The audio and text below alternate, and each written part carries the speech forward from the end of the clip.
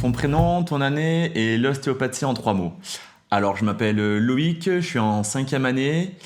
Et l'ostéopathie en 3 mots, je dirais humain, analyse et écoute. Et manuel. Ça fait 4. Je m'appelle Eva, je suis en 5e année. Et l'ostéopathie en 3 mots, je dirais, pareil, je pense humain, contact et toucher. Le déclic, pourquoi avoir choisi le COP AM Aix-Marseille? Premièrement parce que c'était pas très loin de chez moi. Et aussi parce qu'on a accès à beaucoup de patients en clinique et on a pas mal de stages dans les hôpitaux de la région. Pareil, moi je dirais que c'est parce que c'est dans ma commune, j'habite à Marseille. Et ce que j'ai aimé après coup, c'est aussi le sens donné à tous les cours. Je trouve qu'il y avait une certaine hiérarchie dans les différents cours qui nous permettait d'être tout le temps intéressé à ce qu'on apprenait pendant les cours théoriques. Il y avait une bonne dynamique. Par exemple, ça pouvait être les lundis, on avait un cours d'anatomie où on apprenait les os, les muscles, etc. Le mardi, on pouvait apprendre la biomécanique avec les articulations, etc. Le mercredi, on avait des cours d'anatomie palpatoire, du coup, on commençait un peu la pratique, ça donnait du sens un peu à ces cours théoriques. Le jeudi, on avait plus des tests, etc. Et le vendredi, on apprenait les techniques. Donc, c'était pas autant condensé sur une semaine comme ça, mais je trouve que cette hiérarchie-là, justement, elle nous permettait tout le temps d'être assez stimulés et motivés tout au long de l'année, quoi. Ta plus grosse galère en cours d'anatomie jusqu'ici? Moi, je dirais que c'est le sacrum. Le sacrum aussi avec L5. Je crois que je me suis vraiment tiré les cheveux pour apprendre ça. Euh, le jour où j'ai appris, j'avais vraiment l'impression d'être un génie. Puis en fait, 7 jours après, j'avais tout oublié. Du coup, il fallait réapprendre. Et voilà, et aujourd'hui, je maîtrise. Alors moi, ma plus grosse galère, je dirais peut-être les cours en intrabuccal. Les muscles Ah masticateurs ouais. ou à mettre les doigts dans la bouche. Oui, je pense que c'est ça, les cours d'intrabuccal, à essayer de repérer tous les muscles. Voilà. Alors, la main de l'ostéo, don inné ou travail acharné? Je pense que chaque personne a un toucher différent et que ça se travaille au fur et à mesure avec les années. Donc il y a des personnes qui ont peut-être plus de facilité que d'autres au début, mais après c'est avec le travail et l'habitude qu'on développe, je pense, notre toucher. Moi, je dirais travail acharné. Euh, je me souviens en première année, j'étais naze en termes de sensations. J'arrivais à peine à ressentir un os, à dissocier les points de repère, etc. et tout. J'étais vraiment nul. Et en fait, au fur et à mesure des semaines, des mois, des années, on répète. Et en fait, vraiment, la répétition, c'est ce qui crée l'apprentissage. Du coup, je dirais, ouais, travail acharné. Mais après, c'est sûr que si on a un sens au niveau du toucher, etc., c'est forcément plus facile. Mais il faut se dire que si jamais on l'a pas, on va apprendre.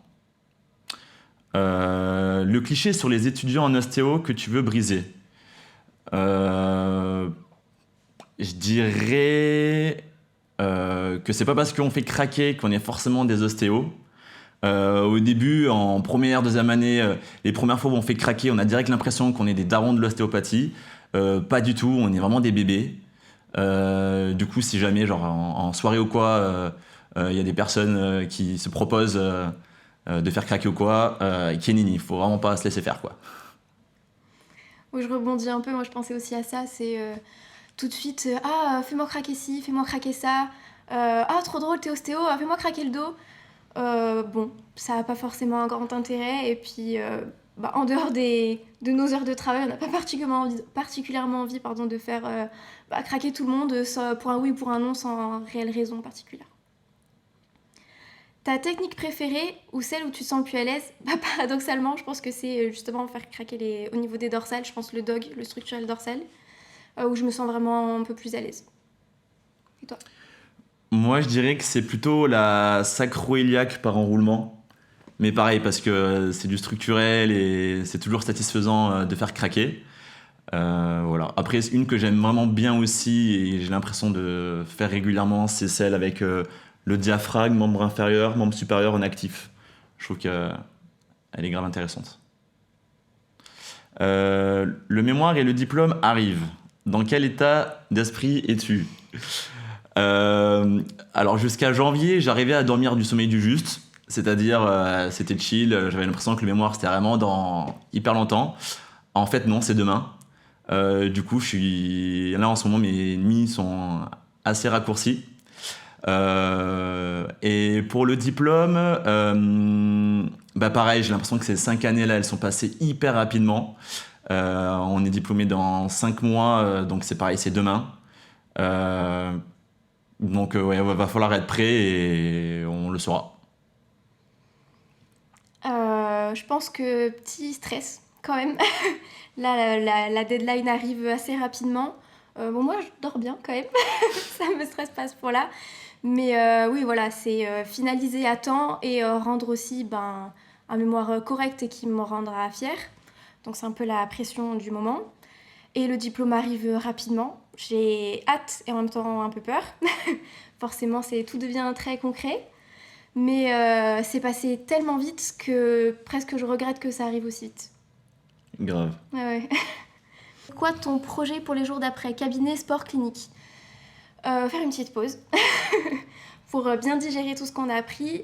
Mais après, m'installer tranquillement, je ne vais pas me précipiter. Prendre le temps de trouver ma manière de travailler qui me correspond.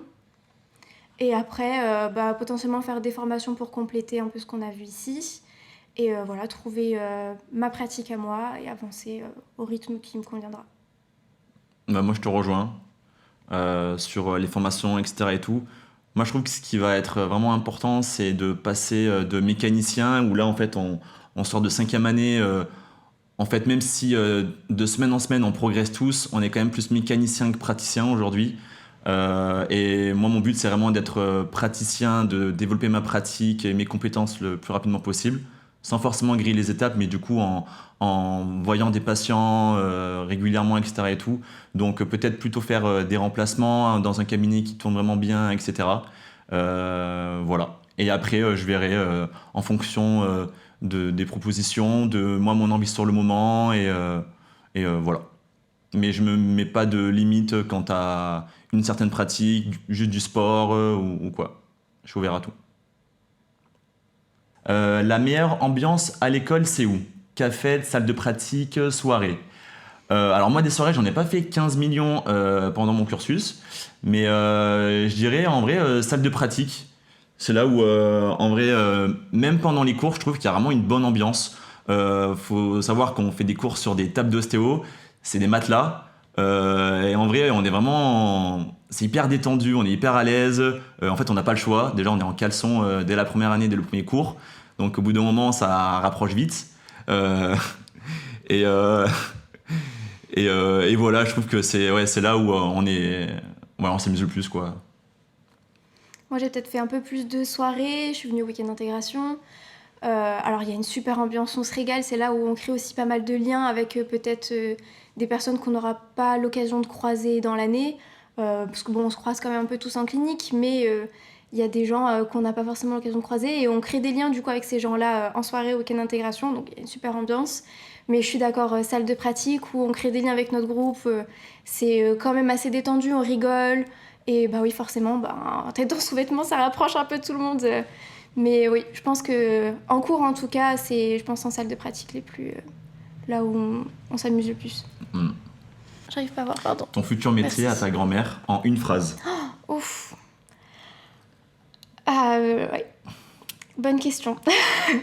En une phrase, je pense. T'as 5 secondes. La pression. Non, soulager des douleurs et des maux avec le toucher, les mains, et redonner de la mobilité et du mouvement au corps. Ouais, moi je dirais permettre à des personnes qui ont des douleurs de les soulager autant que possible. Grossièrement du coup. L'outil indispensable de l'étudiant à part ses mains. Bah son ordi. On passe notre vie sur notre ordinateur. Euh, Ouais, moi, on fait 8 heures de cours dans la journée, on rentre chez soi, il faut qu'on révise, on se cale quand même 2 heures de Netflix le soir aussi. En fait, ouais, c'est l'ordinateur tout le temps, quoi. Je pense que première, deuxième année, sur une journée de 24 heures, je devais peut-être être 15 heures sous mon ordi, quoi. Vraiment. Ouais, c'est ça. Moi, je suis pas sur ordi, mais je suis sur tablette. Donc, autant pour prendre les cours que j'ai une application d'Atlas sur mon ordinateur, sur ma tablette, pardon. Et au moins, je peux visualiser. Je passais, je pense, la plupart de mon temps sur cette application pour pouvoir apprendre mes cours. Et puis même aujourd'hui, hein, même si on a moins de cours théoriques sur le mémoire, les recherches, ça prend un temps fou. Donc oui, je pense que mon meilleur ami, c'était ma tablette, clairement.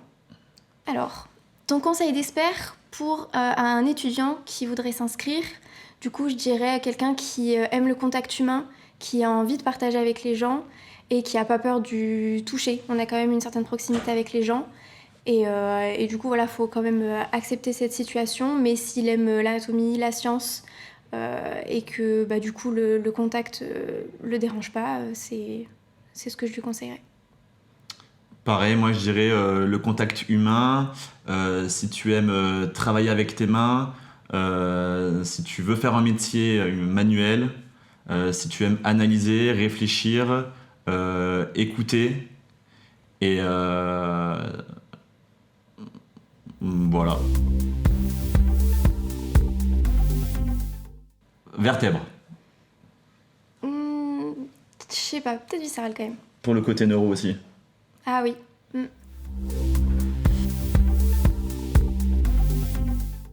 Salle de pratique, Oui, salle de pratique. c'est notre bibliothèque aussi. Nuit blanche, je bois pas de café. Ni l'un ni l'autre. Étudier seul. Les deux. D'abord solo et après on partage en groupe. Ouais, craquer. Craquer.